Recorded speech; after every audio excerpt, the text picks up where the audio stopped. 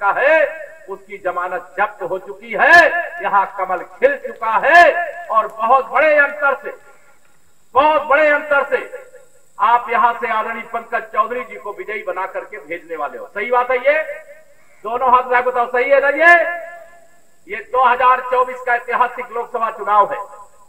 इस चुनाव में एक तरफ सपा कांग्रेस का गठबंधन है, जिसका भविष्य अंधकार में है, जिसकी नाव डूब चुकी है, जिसका सूर्य अस्त हो चुका है। एक तरफ वो है, एक तरफ भारत को विश्व गुरु बनाने वाले, भारत को विकसित राष्ट्र बनाने वाले, भारत को गरीबी से मुक्त कराने वाले, भारत की माताओं बहनों के सम्मान के लिए सरकार का खजाना खोल देने वाले माननीय नरेंद्र मोदी जी के नेतृत्व वाली सरकार है।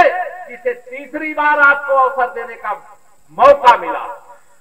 ये विरोधी लोग कहते हैं कि हम तीसरी बार मोदी सरकार नहीं बनने देंगे। मैंने कहा तुम्हारे लिए तो मेरी माताएं बहनें ही पर्याप्त है, तुम्हें हराने में क्यों? बताइए माताओं बहनों, सही है कि नहीं सही है? मेरी माताएं बहनें ही समाज की आधी आबादी है। सपा बसपा कांग्रेस का सुपड़ा तो मेरी महिलाएं ही साफ कर दे रही हैं। मेरे बुजुर्गों का आशीर्वाद तो इनकी जमानत जब्त कराने का काम कर रहा है।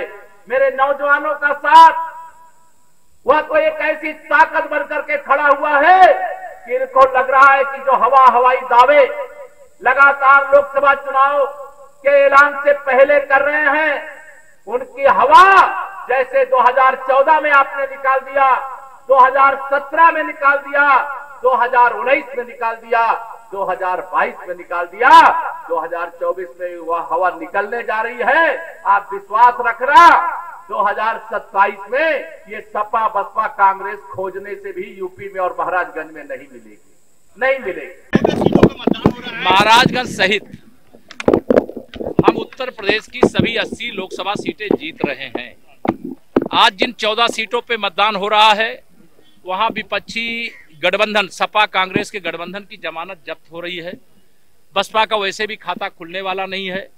जो नारा शुरू में दिया गया है उत्तर प्रदेश की इस बार 80 की 80, देश में 400 पार, फिर एक बार प्रचंड बहुमत की मोदी सरकार। ये जो विपक्षी गठबंधन इंडी गठबंधन है, ये विशेष तौर से पिछड़ों का, दलितों का, आदिवासियों का दुश्मन है, गरीबों का दुश्मन है, किसानों का दुश्मन है, नौजवानों का दुश्मन है, महिलाओं का दुश्मन है। इस गठबंधन को उखाड़ फेंकने का देश की जनता ने फैसला कर लिया है। और चारों तरफ मैं देख रहा हूं कि अगर 2014 में माननीय नरेंद्र मोदी जी की लहर थी, 2019 में आंधी थी, तो 2024 में तूफान चल रहा है। सपा बसपा कांग्रेस अस्त हो चुके सूरज हैं, इनका कोई राजनीतिक भविष्य नहीं है। पश्चिम बंगाल में क्या नरेंद्र मोदी के 28 मई को रैली से पहले ही ममता बनर्जी ने वहां धारा 144 लगा दिया है। देखिए, वो धारा 144 लगावे चाहे 288 लगावे, इस बार पश्चिम बंगाल से टीएमसी जा रही है। वहां एक तरफा जनता के आशीर्वाद से बीजेपी आ रही है। तीसरी बार मोदी सरकार बनाने के लिए जैसा माहौल यूपी का है, वैसा ही माहौल इस समय पश्चिम बंगाल का है।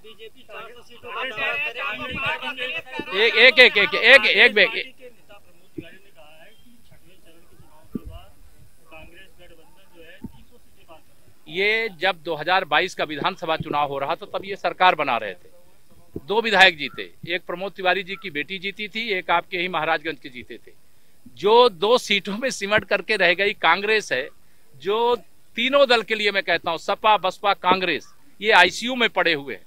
जनता इनको ऑक्सीजन नहीं देना चाहती है। सपा अगर सांपनाथ है, बसपा नागनाथ है, तो कांग्रेस कालिया नाग है। बीजेपी 400 सीटें लाने का दावा है, वही इंडी गठबंधन साफ कर देगा कि बीजेपी की 200 सीटें भी नहीं। देखिए, इंडी गठबंधन का भविष्यवाणी मैं पहले भी देखा हूं, आपने भी देखा।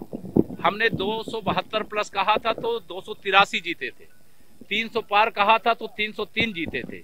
अगर आज 400 पार का दावा कर रहे हैं तो आप ध्यान रखना, 4 जून को 4 बजे 400 पार, फिर एक बार प्रचंड बहुमत की मोदी सरकार। देखिए, इस देश के अंदर धर्म के आधार पर आरक्षण की बात करना, संविधान का अपमान करना है, बाबा साहब का अपमान करना है। माननीय नरेंद्र मोदी जी ने स्पष्ट कह दिया है कि मोदी जी के जिंदा रहते कोई ओबीसी का, एससी का, एसटी का अधिकार नहीं छीन सकता है। और जिन लोगों ने इस प्रकार का अपराध किया है, पाप किया है, अभी कलकत्ता हाई कोर्ट ने एक बड़ा फैसला दिया, हम उसका स्वागत करते हैं। अभी कर्नाटक में भी यही होने वाला है। जो गरीबों के अधिकार पर डाका डालेगा, पिछड़ों के अधिकार पर, दलितों के अधिकार पर, आदिवासियों के अधिकार पर डाका डालेगा, उसकी सजा देश की जनता उनको देगी। धन्यवाद।